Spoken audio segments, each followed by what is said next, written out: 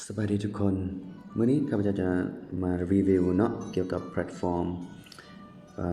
ของ Time Money ซึ่งเป็นแพลตฟอร์มในการลงเนาะลงทุนเพื่อไปเทรดและก็เก็งกำไรจากการ mining ของ cryptocurrency เนาะซึ่งข้าพเจ้าได้ลงมาตั้งแต่เป็นปีแล้วเนาะ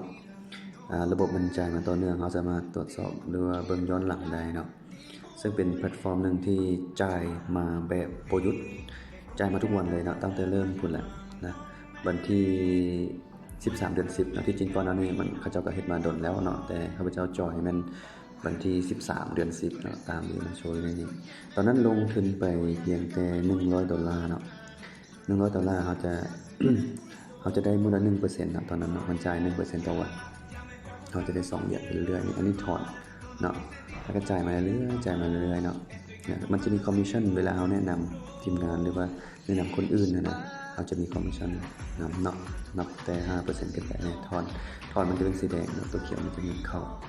ได้มาทุกมื้อเลยเนาะถอนเรื่อยๆได้มาเขาก็ถอนออกได้มาเรื่อยๆเนาะแล้วก็ถอนจ่ายมาตัวหนึ่งจ่ายมาเลย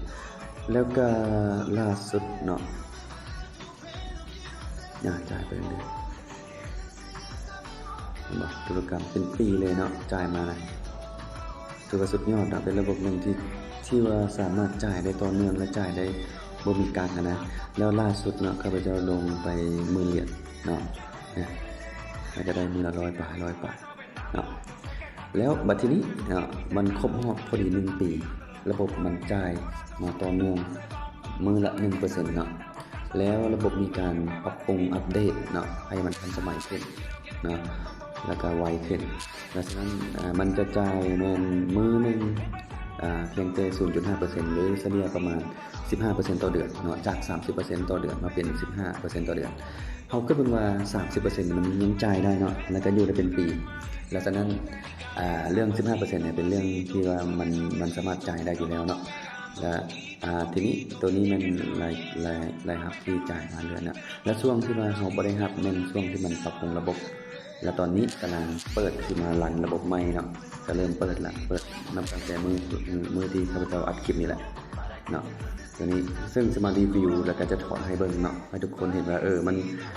มันอยู่มาเป็นปีมันจ่ายมาเป็นปีนี่นะถ้าว่ามันระบบมันตั้งใจมาสร้างมาเพื่อโกงเนาะแน่นอนมันบินกระโดดแล้วอยู่ตั้งแต่3 เดือนแรกมันก็บินแล้วเนาะส่วนใหญ่ที่ข้าพเจ้าเคยเจอมาเคยลิ้นมาเนาะแต่ระบบTime Moneyเนี่ยอยู่มาเป็นปีแล้วยังจ่ายมาต่อเนื่องเนาะถือว่าระบบสุดยอดละแล้วทีนี้เฮามาเบิ่ง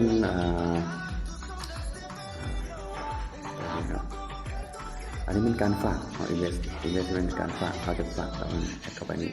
แต่ว่าเฮามาเบิ่งตัวนี้เนาะตัวถอนเข้าไประบบมันสามารถ transfer ได้นะ transfer ก็คือเขาสามารถโอนเงินเขามีนี่นะให้คนอื่นได้นะเขาก็เก็บในส่วนนึงก็จะก็ได้แบบนี้หรือเขาจะฝากเป็นทรอนเข้าไปก็ได้หรือสามารถถอนเข้าไปเป็นทรอนที่เข้าไปก็ได้เนาะแล้วทีนี้เขาสามารถถอนเขาสามารถกดถอนตัวนี้หลังจากนั้นเขาก็ใส่ตัวนี้เนาะจำนวนที่เราต้องการถอนค่าธรรมเนียมมันจะมีค่าธรรมเนียมแค่ 3% เนาะของจำนวนเงินที่เราถอนแล้วทีนี้เราต้องใส่ address ของเราเนาะเป็นเลข TRX ของ Tron เนาะเราก็ไป copy เอาเลขกระเป๋าของเรามาใส่เนาะโอเคเนาะหลังจากนั้นเราก็ไป copy เอาเลขกระเป๋า address ของเราเนาะมา Binance เลือกกระเป๋าอะไรก็ได้ที่ท่านใช้อยู่เนาะแล้วก็มา TRX แล้วก็มาเลือก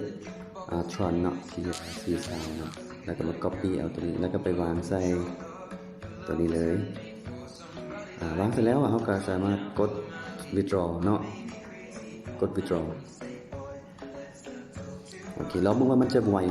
ปานใดเนาะสำหรับการถอนครั้งนี้เพราะว่าเขาก็บ่ได้ถอนมาโดนเติบเพราะว่ามันส่งปรับปรุงเนาะแล้วมื้อนี้เขาจะมาถอนให้เบิ่งเนาะว่าโดนปานใดเราจะมาเบิ่งกันครับจะบ่ได้ตัดคลิปเนาะจะเบิ่งกันว่ามันจะใช้เวลาโดนปานใดในการจะถอนเพราะว่าถ้าระบบมันยังใจจริงแล้วมันสามารถเดินต่อได้นี่นะแน่นอนเนาะมัน มันจะถอนปกติมันจะไวอยู่ประมาณ5หรือ10นาทีเข้าเนาะ TRX ของเราเข้ากระเป๋าเราเลยเรามาลองกันดูว่ามันจะใช้เวลาในการถอนครั้งนี้ตอนนี้ pending อยู่$500เนาะ$500 USDT แต่ว่ามันจะเข้าเป็น TRX เนาะก็จะเป็น TRX เป็นเหรียญทรอนเนาะทุกครั้งที่ข้าพเจ้าถอนเนี่ยมันจะโชว์อยู่แบบนี้ครั้งแล้วครับ100เหรียญครั้งที่แล้ว45 54ทำมาเรื่อยๆเนาะ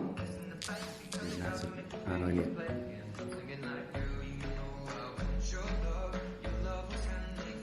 รอบางวันมันจะใส่ประเด็นกันเลย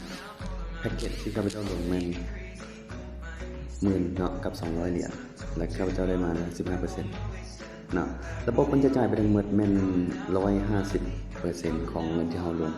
แล้วเขาก็ลงใหม่ไปเรื่อยนะ15%ต่อเดือนเนาะเฉลี่ยเนาะอาจจะมีเกินว่าอาจจะโครงการที่ว่าจ่ายตัวนี้ประมาณเป็นปีเนาะอาจจะปีต่อปีก็จะมีแผนการเป็นวางไว้เป็น5ปี10ปีเนาะแต่เขาก็เบิ่งตัวจริงว่ามันสามารถเป็นไปได้สำใดเนาะแต่ว่าที่แน่ๆก็คือมันพิสูจน์มาแล้วเดือนแล้วปีที่แล้วจ่าย 1% เดือนนึง 30% ก็คือจ่ายมาเรียบร้อยแล้วตอนนี้ระบบเปิดมาใหม่เนาะเปิดมาปรับปรุงใหม่นะทุกอย่างเดินหน้าต่อแล้วก็จ่ายต่อเนื่องอีกโอเค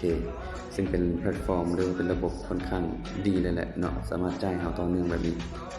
15% ต่อเดือนนี่ถือว่าบ่น้อยเลยสำหรับใครที่สนใจเนาะก็สามารถสมัครหรือว่าศึกษาระบบได้เนาะเรียบร้อยเนาะเห็นข้อความแบบน่าจะเข้ามาแล้วนี่ TRX เนาะ$8,310เรียบร้อยเนาะถือว่าเข้ามาเรียบร้อยเอามาเบิ่งตอนนี้เรารีเฟรชเบิ่งก่อนเนาะรีเฟรชเบิ่งก่อนว่าเงินเข้ามาเรียบร้อยเลยเนี่ยเรียบร้อยเนาะ approve สุดยอดเลยโอ้โหเนาะนี่แหละคือระบบของจริงเนาะจ่ายจริงนะก็ถอนได้ไวชัดเจนเอามาเบิ่งใบนั้นบัดนี้ว่าเงินเข้าแท้หรือบ่เนาะเอามาเบิ่ง TRX เรียบร้อยเนาะ800บาท10,000กว่าเหรียญ10,000กว่าบาทโอเคสุดยอดนะระบบเฮายังสุดยอดเหมือนเดิมยังจ่ายได้ต่อเนื่องแล้วก็ตอนนี้บาลานซ์ก็ลดลงไปแล้วบ่สุดยอดโอเคเนาะขอบใจสำหรับทุกคนที่สนใจก็สามารถศึกษาข้อมูลแล้วก็ลงทะเบียนได้เนาะขอบใจ